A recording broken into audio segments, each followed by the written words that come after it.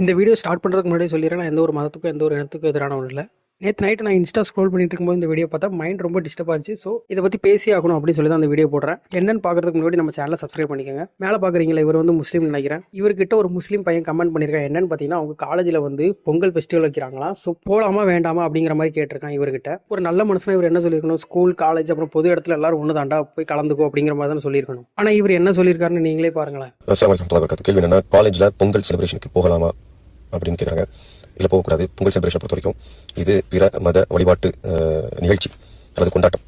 முஸ்லீம்களை பொறுத்த வரைக்கும் பாத்தீங்களா, இவருக்கு நான் ஒன்று சொல்லணும்னு நினைக்கிறேன். என்னன்னா, பொங்கல் அப்படிங்கிறது ஒரு ஹிந்து ஃபெஸ்டிவலே கிடையாது அப்படிங்கிறது தான் உண்மை. ஒரு தீபாவளி, ஒரு சிவராத்திரி, ஒரு கார்த்திகை தீபம் இதை ஹிந்து ஃபெஸ்டிவல்னு சொன்னா ஓகே, அக்செப்டட். பொங்கல் அப்படிங்கிறது ஒரு தமிழ் கல்ச்சர். அது மட்டும் இல்லாமல் அது ஒரு அறுவடை திருவிழா. நம்ம கண்ட்ரிக்குள்ளேயே தமிழ்நாட்டில் இந்த மந்த் கொண்டாடுறோம் அப்படின்னா 10 நாள் கழிச்சு குஜராத்தில் கொண்டாடுறாங்க. 1 மாசமோ 2 மாசமோ கழிச்சு ஃபாரின் கண்ட்ரீஸ்ல கொண்டாடுறாங்க. நல்லா புரிஞ்சுக்கோங்க, இது ஒரு அறுவடை திருவிழா. நீங்க ஒரு மதத்தை ஃபாலோ பண்றதுனால தமிழ் கல்ச்சரை மறந்துட்டீங்க. அதே மாதிரி எல்லாரும் இருக்கணும்னு நினைக்காதீங்க. இந்த வீடியோ பார்த்துட்டு இருக்கிற நீங்க இவர் சொன்னது சரியா தப்பா அப்படிங்கிறத கமெண்ட்ல சொல்லுங்க. இந்த மாதிரி வீடியோஸ் தொடர்ந்து பார்க்கணும் அப்படின்னா நம்ம சேனலை சப்ஸ்கிரைப் பண்ணிக்கோங்க. அனைவருக்கும் தமிழர் திருநாள் நல்வாழ்த்துக்கள்.